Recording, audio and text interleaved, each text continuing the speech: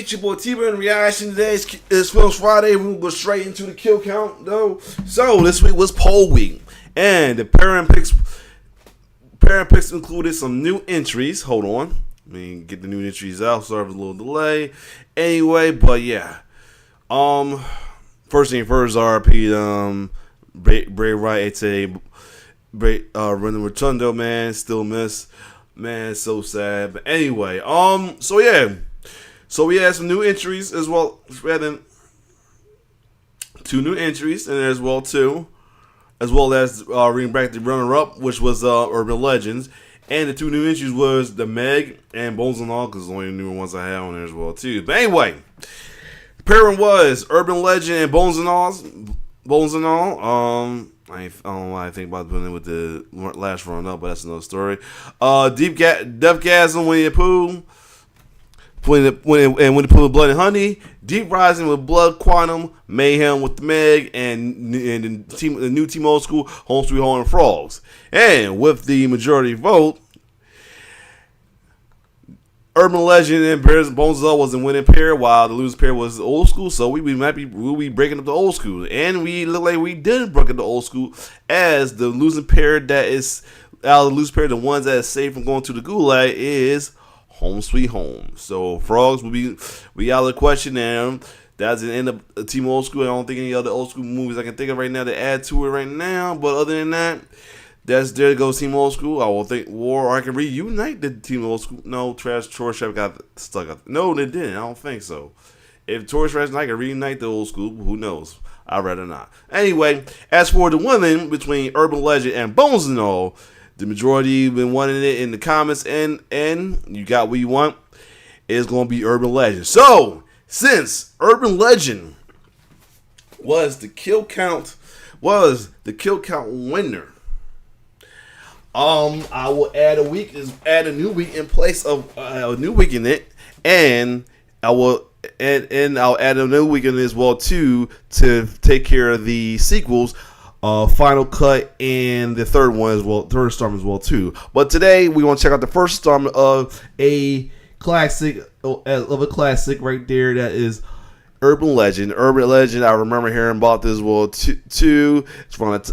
Came out around the time that horror was in his resurgence in the late '90s as well too, with the likes of Scream. And I know he did last summer as well too. This also tied into that resurgence of horror movies. You know, for a while there, from the mid to early '90s to the mid '90s, horror was going through a dark period though as well too. A lot of horror films wasn't as great. Even franchise wasn't do as great as well too. But actually, take that back. We started beginning in the late 80s, to be honest. But yeah, ever since Scream came out, horror went through a whole lot of research with this last series and many other horror films until the Torture Reports came with Saw and everything as well too. But other than that, let's check out the first Urban Legend, which came out in 1998. Let's get it.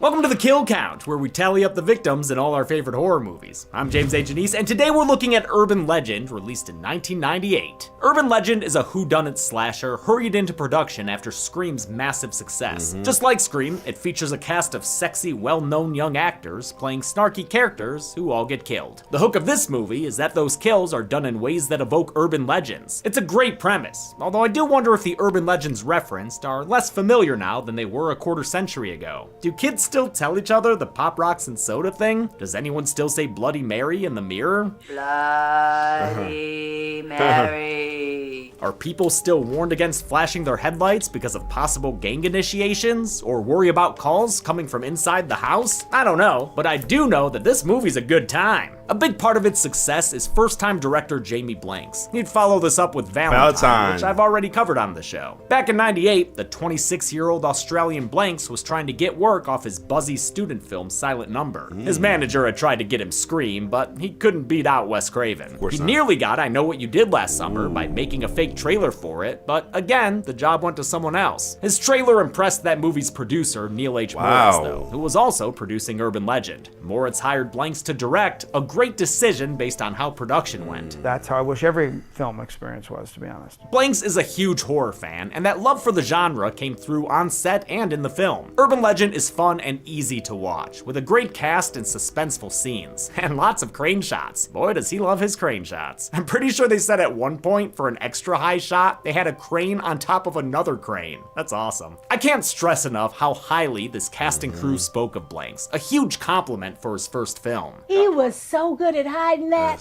Oh, she was in the first one, He too? directed like 10 or 12 movies before he directed that movie. While the direction is great, I don't think the script's quite as craftful as Scream's, which it'll always be compared to as a contemporary. Urban Legend has more forced contrivances to make characters seem suspicious, and a lot of the well-constructed scenes of tension ultimately don't go anywhere. It's fine for mood, but I like my scares to also help move the story forward. I only need one scene of Sidney getting attacked in the bathroom, you know? Still, this Snope slasher is teeming with horror legends, and After I Know What You Did Last Summer is an easy silver medalist in the Scream knockoff Olympics. That's not a bad place to be, and for genre fans of a certain age, this is positively a classic. Although, now that I think about it, it is missing my favorite urban legend. The tale of Donnie the Double Dipper, Here we go. who used the same hair trimmer down below as up above. Luckily, we can bury that urban legend in the past with today's sponsor, Manscaped. Manscaped. After years of keeping your nethers neat, Manscaped is getting into the face follicle game with their all-new beard hedger. So now, Donnie can rock the lawnmower below and the beard hedger above. And the beard hedger is way more than just a second trimmer, because it's designed specifically for beard maintenance, thanks to 20 different trim lengths you can choose right from the blade. Plus, with their Pro Kit, you get a full beard care package, including beard shampoo, beard conditioner, beard oil, beard balm, beard scissors, beard brush, and a beard comb. And now Donnie will never be thought of as the Double Dipper again. His legend will fade. He'll be lost to history, forgotten by the Lord. passing sands Oh of time. my god. But at least he looks damn good in the meantime. Don't become your own urban legend. Go to manscaped.com and use promo code KILLCOUNT20 for 20% off your order and free shipping. Now let's see if these kills are actually legendary and get to them. The movie begins raining title cards. Hallelujah! Michelle Mancini, named after Chucky creator Don, doesn't think she's driving distractedly enough, so she throws on some B-tie and sings along old school style. Every now and then I get a little bit terrified. I see the fucking look in your eye. She notices she's running out of gas, so she breaks out the Washingtons, cause it's only $1.14. Holy 1998. She pulls over at Ye Harbinger Petrol, where the attendant is played by voice of Chucky and all-around genre legend Brad Dourif. Virgin. He has a stutter though, making this Mancini distrustful of him. Freak show. Well, now I can't wait for you to die. He sees something in her car, but his stutter prevents him from spitting it out before she's freaked and flying down the road. Someone's in the back seat. That someone rises up with an axe in their hand and uses it to cause a head-off collision Oh! with the seat. Jamie Blanks was an unproven director. In fact, the first day of shooting was his first day ever on a feature film set. He knew he had to impress the producers and Well, studio hold up. Shout out to the Dorf, man. That voice is just iconic, man. right off the bat, so he broke out every rain machine available and a camera crane for some beautiful shots. This opening works great as a short horror film, an excellent similarity to share with its forebearer Scream. Helps that it has Brad Dourif, who humored horror fan Blanks by doing the Chucky chant on set. A day to weekend. Awesome. Give me the power, I beg of you. Back That's at Pendleton awesome, man. University, final girl Natalie Simon is hanging out with her friends, Dang, you just spoiled who's on Final Girl. Let me stop. who you know are gonna be cool and sexy and snarky It's and like I know it's for folks who already watched the movie, but still good. eventually dead. Natalie's played by Alicia Witt, who had been a child actor for David Lynch in Dune and Ooh. Twin Peaks. Her bestie is recent transfer student Brenda Bates, who's That's crushing Rebecca- hard on hey, college Rebecca newspaper Gayheart. journalist Paul Gardner. He is such a babe. Paul's played by Jared Leto, Leto. long before the rumors of rat gifts and cults in Croatia. He was already a bit of a joker, though. Jared has this, he just loves scaring the girls. Jared crept up behind me and All of a sudden, he let out So this he's got this horrible alien scream and grabbed me around the neck. He was a big get for the cast, already well known for My So-Called Life. Yeah. But 4 years later, in an IGN interview, he'd steadfastly deny being in or even ever hearing of Urban Legend. A fucking weirdo. Natalie's friend Sasha Thomas is played by Tara Reid a year before she'd be much better known from American Pie. Though she had done commercials, her only film prior to this was The Big Lebowski. Sasha hosts a Cosmo-informed sex radio show called Under the Covers. It airs on that new station, K Fellatio. Michelle had been listening to it before she died when a caller alluded to an urban legend about birth control and baby aspirin. Sasha's boyfriend is Parker Riley, played by Michael Rosenbaum, and all all these kids love telling urban legends. Where did I know him from, man? He got a big ass familiar face. I feel like I know him or something, man. Michael Rosenbaum. What have I known him from?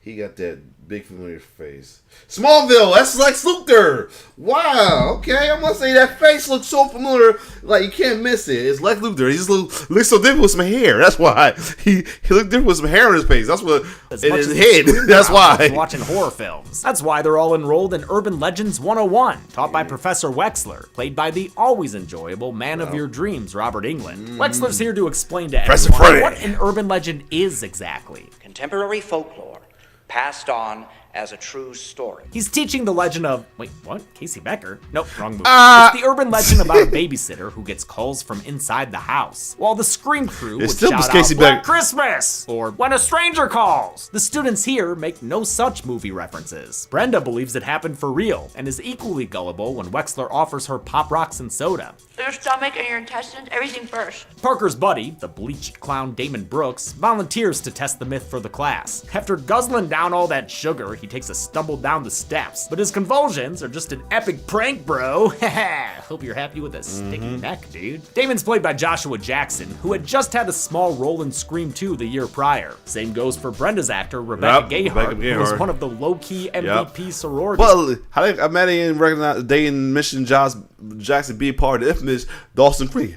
I don't want to worry. He's out. Meanwhile, Pendleton is played by the University of Toronto. It gives the movie a nice spooky setting with all the gothic architecture. The university was excited to have a movie filmed there and pretty much gave production free reign. It's kind of crazy to think how much freedom we had. It seems like that was the case for everything when it came to making this movie. With Urban Legend, just everything went easy. Phoenix Pictures was a relatively new studio and gave a lot of freedom to the movie's crew, despite many of them being first-time filmmakers like producer Gina Matthews and 24-year-old screenwriter Silvio Horta. Horta would later go on to create and showrun Ugly Betty, but sadly died in 2020. Rest in peace. Paul writes an article about Michelle Mancini's total eclipse of the head, pissing off Dean Adams and security officer Reese. News of the death upsets the students too, like Damon. I don't miss her too, because girl gave great head.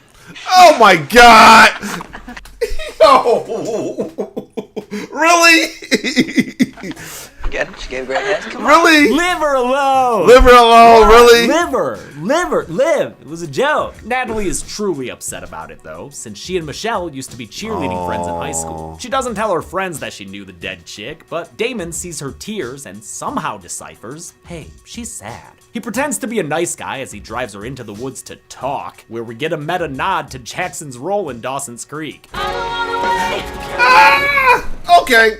Sorry. I apologize, James. I should have waited. I should be patient. Should know you knew better. I should have knew better that you're the reference guy as always, man. I love it. And he tries to deflect Natalie's trauma into getting his dick wet. She punches him, he calls her a bitch, and it's about then he decides to go pee, which is kind of the opposite of getting your dick wet. While draining the lizard, he's accosted from behind. Come here! Runs into his parka-clad attacker. She locks them out and starts the car as a rope is tied around the trailer hitch. When she tries to drive, she hears squeaking on the roof, and it ain't cause Damon's installing a moonroof in his shaggin' wagon. Turns out he's being hanged with the rope attached to the car. As the car moves forward, pulled up higher. It's a reference to an urban legend, of course. Damon is killed when Natalie keeps trying to drive away, and his body ends up crashing through the windshield. The stunts in this movie were headed by coordinator Matt Berman. For Damon's death, they used a techno crane to follow Jackson as he was yanked up with a harness and cables. They had to do a whole bunch of shots a whole bunch of times.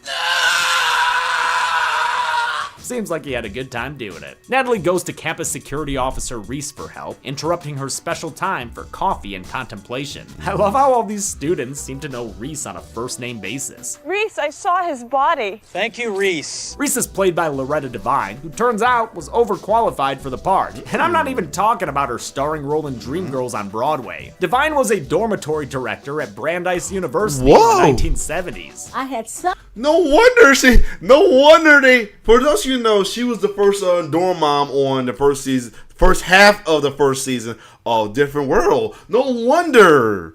Wow, that explains a lot. It's crazy how like a lot of folks get casted in roles based off their previous previous career and occupation. That's interesting right there. Wow. Some insight naturally on what it was like to run a facility, to check on the young people that are around you, and just how goofy and how some of the dumb stuff they do. With Damon's body missing, Natalie has no proof for the faculty or her friends. Parker assures her Damon just totaled his car as a harmless prank. Don't you guys get it? Come on, it's just like that urban legend. Natalie realizes Michelle Mancini also died in urban legend style, so she starts to put this movie's premise together. It's like someone out there is taking all these stories and making them reality. Natalie's on edge, and it doesn't help that her Castle Dracula dormitory has got a creepy janitor slinking around. Also doesn't help that her vampire roommate Tosh is always angrily smoking and angrily banging dudes in their room. Shut off the fucking light! Then why even have a fucking light at all? These are two more horror vets, with the janitor played by Julian Richings of Cube fame. He'd go on to originate Three Finger in The First Wrong Turn. Tosh is played by Danielle Harris, of course, kid and adult actor in various Halloweens. That's what I thought it was. Good pumpkin carver. Tosh is so goth, she spends all her time on goth4goth.com. Not even shitty 56K can keep her from making clip art connections. She starts I-Emming with someone who says they're real close by. In fact, the instant messages are coming from inside the room. When she gets home, she hears a bunch of moaning, but assumes Tosh is getting .0'd. She doesn't bother turning the lights back on before she goes to sleep. It's not until morning that she learns Tosh was being murdered, and ain't no web redemption gonna bring her back. Danielle Harris, who had been real-life college roommates with Tara Reid, had to shoot her death scene with a dislocated knee. Because my klutzy ass literally fell in a pothole crossing the street. In reference to an urban legend about leaving the lights off during a murder, the killer leaves a taunting message for Natalie on the wall. Mean thing to do, but not half as mean as the shit their classmates say about Tosh. Better check her pulse. She's looked like that for years. Damn, that bathroom chick from Scream's got competition for cattiest character. Dean Adams and Reese still don't believe Natalie that there's a murderer. They blame Tosh's death on suicide, since she was taking lithium, and assume that Damon's off on a trip with friends for the weekend. It's the weekend. He's probably shacked up in some motel with a girl. Or a guy. Farm animal, whatever. Natalie teams up with Paul and tells him her urban legend serial killer theory. The idea of an urban legend serial killer? It's a stretch. Could never carry a horror franchise. But Natalie points out that these murders are coinciding with the 25th anniversary of the Stanley Hall Massacre, Pendleton's own urban legend involving the giant abandoned dorm in the middle of campus. As we learned from Parker earlier, the legend goes that a professor went mad and became a door-to-door stabsman. Paul's skeptical that the Stanley Hall Massacre even happened, but still agrees to snoop around with Natalie. While hunting for clues, they talk to the joyless janitor. How long you been working here? Too damn long.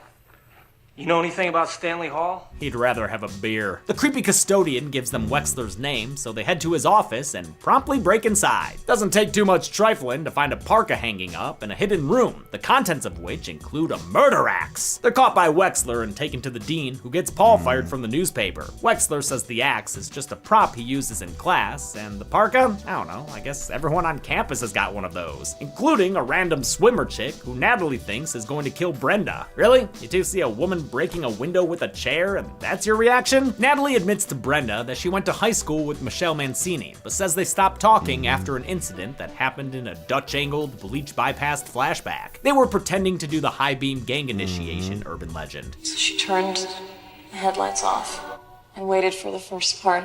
pass by in flashes. Michelle got a little too committed to the bit and ran the driver off the road, killing him instantly. Remember kids, urban legends, not even once. Brenda says she wants to cheer Natalie up by taking her to a frat party held in commemoration of the Stanley Hall Massacre. All right, let's go! Dean Adams is leaving for the weekend, doing his due diligence to avoid becoming another urban legend victim. But he fails to check under the car, so he winds up with his Achilles tendon sliced apart. It wasn't a hostile undead baby holding that knife. It was the Thing from the Thing poster, who now lets gravity finish the job. In a memorable kill, the Dean tries to crawl out of the parking lot, but gets run over and not even tenure can save you from severe everything damage. For this kill, production used a strip of rubber spikes with a few missing so the actor could lie between them. The late John Neville, best known as the titular role in The Adventures of Baron Munchausen, had to actually lie down on the pavement as a raised Mercedes drove over him. They had to shoot it a bunch of times, and by the end, the 73-year-old actor was sick of being tread on. He was a pro. He got the scenes done, and as soon as he's finished, peace out, I'm out. I know that's right. He used more colorful language than that. Fuck yourselves. At the Massacre Anniversary frat party, we get more legends sprinkled in, like the one about the Scream and Love roller coaster. That scream? That's an actual cry for help by a girl being murdered. Thanks, random guy with 4 lines. Why don't you go put on Wizard of Oz and point out the munchkin that hangs himself? It's just a train. What? People. Parker's one of these sorority boys and hazes his dog Hootie by making him drink from a beer bong. Hey, don't get any ideas. Paul shows up to tell Natalie he's learned something. Shout out to whoever told me the story about the dog, man, by the way. Yeah, Hartsell James for his father. Things. The Stanley Hall Massacre was real, and its sole survivor was a future Professor Knifehands. Happy to be alive! Paul thinks Wexler has gone crazy and is responsible for the recent murders. He apologizes for doubting Natalie, which leads to a face grab and a kiss. That's when Brenda walks in with the only beer mugs ever used at frat parties. She storms off, mad that she doesn't get to be Paul's Harley Quinn. There, Brenda. It's okay. That dude is really weird. Pup abuser Parker gets a phone call from the killer using a fake voice. You're gonna die tonight. But the faux face ain't calling to talk about scary movies. They're staying on brand and referencing urban legends. This is the one about the old lady who dries her wet dog in the microwave. In a brutal moment for this otherwise mostly fun film, Parker discovers the carcass of his drunk dog in the microwave. Christ, that's ruthless even by dog standards. As he's yeah, I'm gonna say that. That's fucked up. That is fucked up, man. Vomiting up his disgust at someone out abusing his dog, Parker's attacked and force-fed Pop Rocks. But we already know that's just a... Oh, the killer makes it lethal by swapping out the soda for fucking Drano. When they're done, Parker's insides are the cleanest thing left in this bathroom. Across campus, Reese interrupts the janitor's lurking break to poke around Wexler's office. She discovers it looking like a nightmare, with his teaching axe gone and enough blood on the floor to do a Three Stooges routine. Back at the party, Natalie listens to Sasha's show on the radio. Sasha had been there earlier, but left in the rain sounded like Carolyn Weiger during a challenge. The party must be close to the broadcasting station, because the killer is already there, murdering Sasha's technician in the blurry background. We saw that guy earlier, but I don't think he had any lines, just a chuckle as Sasha filleted her microphone. The killer then begins chasing Sasha with their axe, and her screams are broadcast across the airwaves. Thankfully, not James Gunn is back to say that the screams are just some kind of performance art. She's good. I got chills. Natalie ain't buying it, so she rushes over to the station as Sasha goes through a pretty great chase scene. I love the shots of her face reflected in the parka and looking up through the frosted glass floors. The best part of the chase is on this staircase that reminds me of East Hall at U of M. Tara Reid did all her own stunts in this sequence, including one with a real axe that nearly hit her in the face. She also hung from that high up staircase on cables. After every shot, they'd call cut and push this high scaffolding beneath her for safety. Natalie arrives just in time to see Sasha get cornered by the Patagonia pursuer. I don't want to die. Too bad! Sasha is killed with 3 vicious axe swipes from the killer as Natalie looks on helplessly. At least she gets a twinkle fingers wave. Natalie finds Paul, who's looking damp, with suspicion. Doesn't help that he's always touching her face, that guy. She stifles her fears for now, and the two run into Brenda out in the rain. As Reese stumbles upon Sasha's body and confirms that there's a killer afoot. Or a hand? The soggy love triangle, ew, stops at a remote gas station. And while Paul checks on the taquito situation, I got a feeling I'm gonna hit that I knew it today. I got a feeling. Ladies hear a little ringtone coming from the back.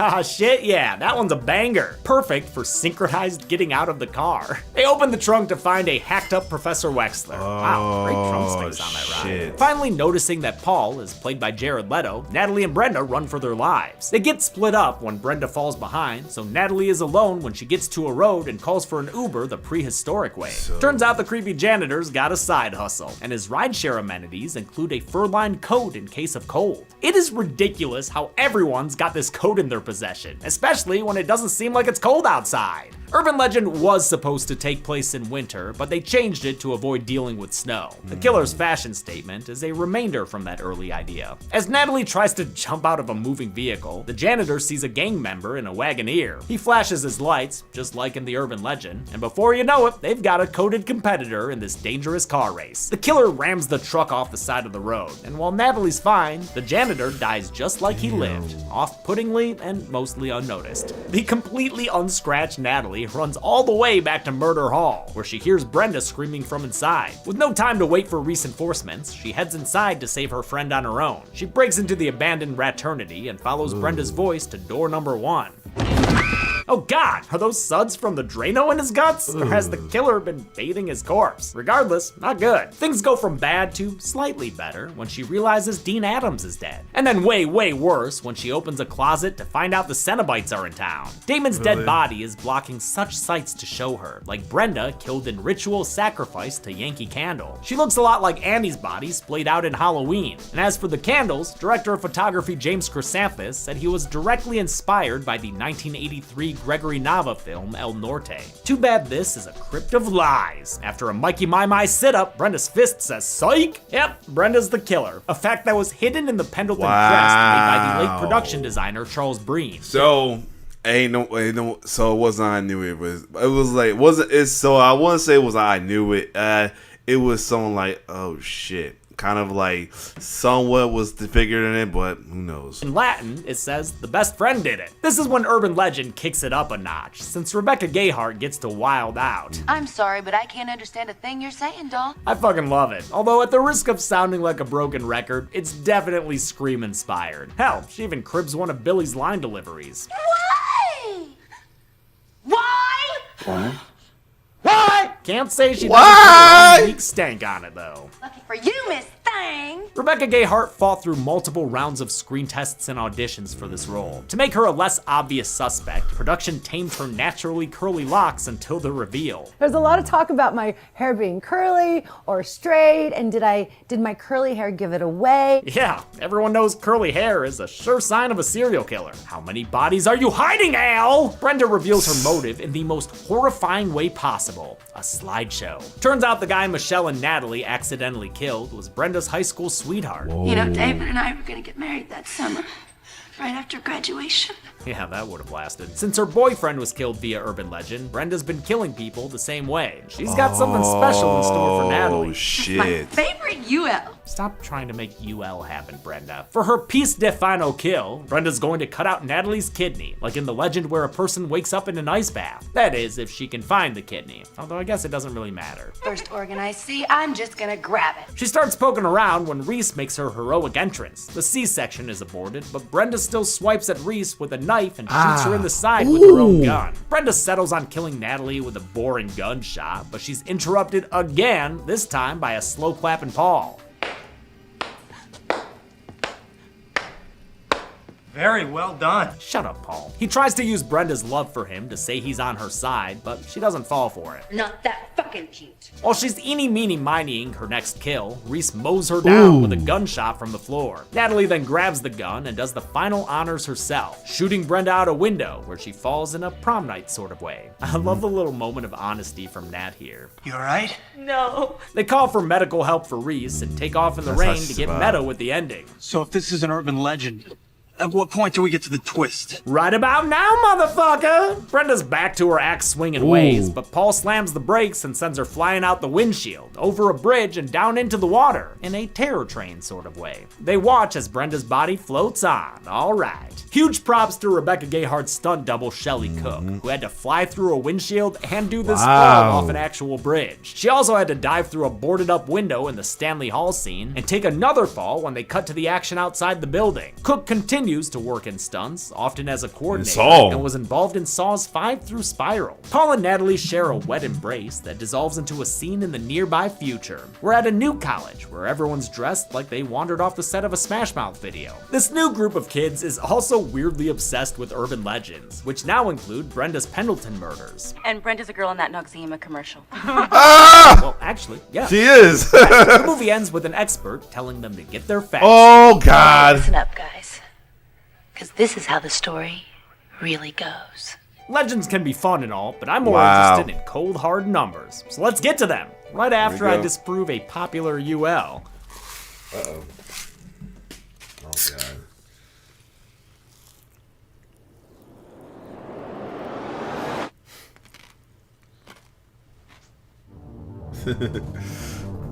Ten people died in urban legend. 7 were You know I'm laughing, right? You see, you know they're supposed to be in the second last one. It's that's Freddy. That's pretty cool. men and 3 were women, giving us a chilly blue pie chart. Brrr. Hey, pie chart, better put a park on. Yeah, that's better. I was surprised to learn we've only seen this count and gender breakdown 4 times before on this show. I thought it'd be more. Well, it's true. That is true. Time of 100 minutes, that left us with a kill on Because I saw Nightmare on Elm 2 later. That is true. average every 10 minutes even. I'll we give go. the Golden Chainsaw for coolest kill to Dean Adams. It's a great way to use something we're all at least a little scared of in real life. Intrusive thoughts telling me to shift into reverse. Dull Machete for lamest kill goes to Sasha's sound engineer. Poor guy spent his Friday night devoted to campus media, and this is how he gets repaid? And that's it. Urban Legend came out in 1998 and made a higher profit for Phoenix Pictures than any other movie they had made at that point. It ensured a sequel would be made, and I'll look at that next week. Until then, I'm James A. Janice. This has been The Kill. Thanks a lot for watching this kill count. This is our dog. So yeah, there you have it though, Urban Legend. So that being said, Alfonso's trying to do Urban Legend as well too, and then after I do Crit, I'm gonna continue on. I'm not next week. A week after I finish Critters, and then I'm gonna find still spacing that as well too, because after Critters gonna be replaced with Hostel as well too. Unless you want me to be fair and put Hostel in the kill count react in the You know what? To be fair, Urban Legend will take place of Critters as well too, Critter 2, and you know what? Let me think about it as well too, because I feel like I should get a fair chance with Hostel as well too. So you know what? We'll see. Other than that, this was interesting. So this was good. This was actually pretty good, man. But other than that, if you like my reaction, like, share, subscribe to my YouTube channel. It's your boy T-Bear signing off. One love.